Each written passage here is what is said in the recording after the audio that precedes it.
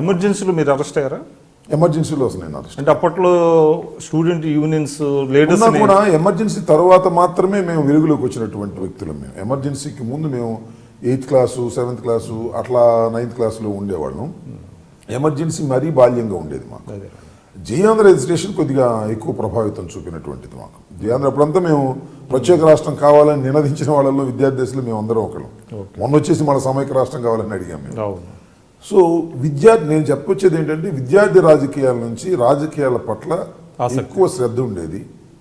చదువు కన్నా కూడా రాజకీయాలు అయితే బాగుండనేటువంటి భావన ఎందుకు ఏర్పడిందో అలా ఏర్పడింది. మా ఫాదర్ అయితే కాంగ్రెస్ పార్టీలో ఉండేవారు. మా ఫాదర్ కాంగ్రెస్ పార్టీలో స్థానికంగా ఒక లీడర్గా ఉండేవారు. చెన్నారెడ్డి గారికి అలాగే అంజయ్ గారికి కాస్త పరిచయస్తులుగా ఉండేవారు అనమాట. అలా నేను లా కంప్లీట్ అయిపోయిన తర్వాత ఎన్వీపీ లా ప్రాక్టీస్ చేయడం. ఎక్కడ చేశారు? నేను రేపల్లోనే. గుంటూరు కాదు, రేపల్లోనే నేను లా ప్రాక్టీస్ చేయడం. నేను ఐ థింక్ 86లో నేను లా ప్రాక్టీస్ చేస్తే 89లో ఐ గాట్ ఎ టికెట్. అంటే మీరు అంటే ఎన్ఎస్యూలో కానీ యూత్ కాంగ్రెస్లో కానీ మీరు లేరా? లేను. నేను విద్యార్థి ఎన్ఎస్యూలో లేను. ప్రాక్టీస్ పెట్టిన తర్వాత యూత్ కాంగ్రెస్లో నేను ఎంటర్ అయ్యాను. అప్పుడు సుధీర్ కుమార్ గారు యూత్ కాంగ్రెస్ ప్రెసిడెంట్గా ఉండేవారు. శివశంకర్ గారికి మా ఫాదర్కి కొంత పరిచయం ఉండటం వలన నేను శివశంకర్ గారి ద్వారా నేను సుధీర్ కుమార్ గారి దగ్గరికి రావడం జరిగేది. సుధీర్ కుమార్ గారితో కూడా పరిచయం ఉండేది నాకు.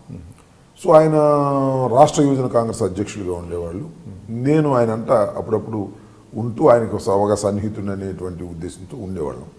అటు యూత్ కాంగ్రెస్ రాజకీయాలతో కొంత సంబంధ బాంధవ్యాలు పెరిగాయి. ఇప్పుడు నేను ప్రాక్టీస్ స్టార్ట్ చేసిన తర్వాత నాకు టికెట్ వచ్చే లోపల టికెట్ వచ్చి 89లో కాంగ్రెస్ టికెట్. అప్పుడు పోటీ లేదా పెద్దగా?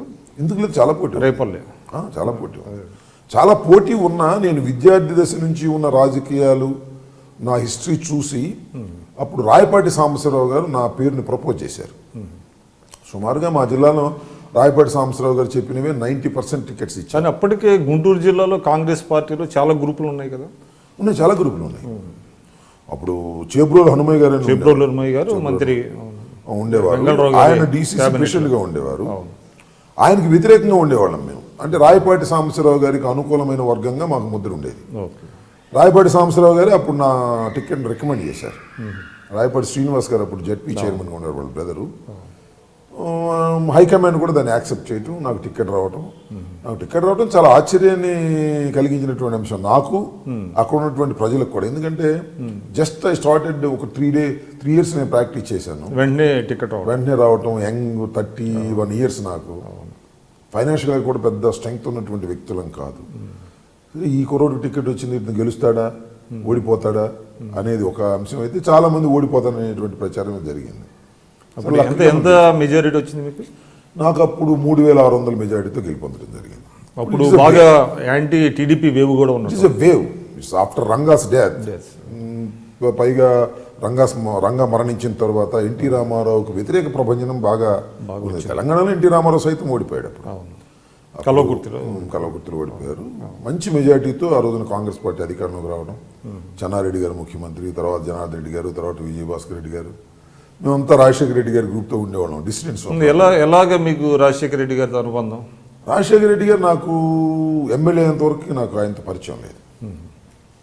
కాకపోతే దూరంగా ఉండి రాజశేఖర రెడ్డి గారిని చూస్తూ ఉండేవాళ్ళం. వైజాగ్లో చదివేటప్పుడు హర్ష్ కుమార్ ఉన్నాడు కదా, అప్పుడు ఎన్ఎస్సీ ప్రెసిడెంట్గా ఉన్నప్పుడు రాజశేఖర రెడ్డి గారిని ఒకానొక సందర్భంలో హర్ష్ కుమార్ యూనివర్సిటీకి తీసుకొచ్చారు. అప్పుడు రాజశేఖర రెడ్డి గారిని చూడటానికి తాపత్రయపడి వెళ్ళేవాళ్ళం. ఆయన ఉపన్యాసాలు వినేవాళ్ళం. ఆయన బాగా లైక్ చేసేవాడు, ఎందుకంటే యంగ్స్టర్స్కి బాగా అట్రాక్టివ్గా ఉండేవాడు. అంటే పంచికట్టుకుని ఉండేవాడు కదా ఆ రోజు, నాకు బాగా గుర్తు. సఫారీ డ్రెస్ వేసుకుని బాగా బుర్ర మీసాలు పెట్టుకుని ఉండేవాడు. సో యంగ్స్టర్స్కి బాగా లైక్ చేసేవాడు రాజశేఖర రెడ్డి గారిని. సో రాజశేఖర రెడ్డి గారితో పరిచయం అయితే బాగుండు, ఆయనతో మాట్లాడితే. ఎస్పెషల్లీ కోస్తా జిల్లాలో ఉండేట్టు. అది మీరు ఎలా సన్నిహితం అయ్యారు ఆ రకంగా రాజశేఖర రెడ్డి గారికి? నేను ఎమ్మెల్యేగా అయిన తర్వాత, అప్పటి వరకు నాకు పరిచయం లేదు. నేను ఎమ్మెల్యే అయిన తర్వాత ఏదో ఒక విధంగా రాజశేఖర రెడ్డి గారితో పరిచయం కావాలి. ఈజీ అయిపోయింది నాకు రాజశేఖర రెడ్డి గారిని కలుసుకోవటం. మీరు ఎమ్మెల్యే అయిపోయారు? ఎమ్మెల్యే అయిపోయిన తర్వాత ఈజీగా కలుసుకోవటం. అప్పుడు చెన్నారెడ్డి గారికి వ్యతిరేకంగా రాజశేఖర రెడ్డి గారు వర్క్ చేశారు. అప్పుడు రాజశేఖర రెడ్డి గారి ఇంటికి మేము 1-2 సార్లు వెళ్ళాము. నర్సిరెడ్డి గారిని చనిపోయాడు, ఈజ్ నో మోర్. ఆయన నేను కలిసి వెళ్ళాం. వెళ్ళినప్పుడు రాజశేఖర రెడ్డి గారు అప్పుడు ఏమన్నాడు, జనార్దన్ రెడ్డికి సపోర్ట్ చేయమన్నారు.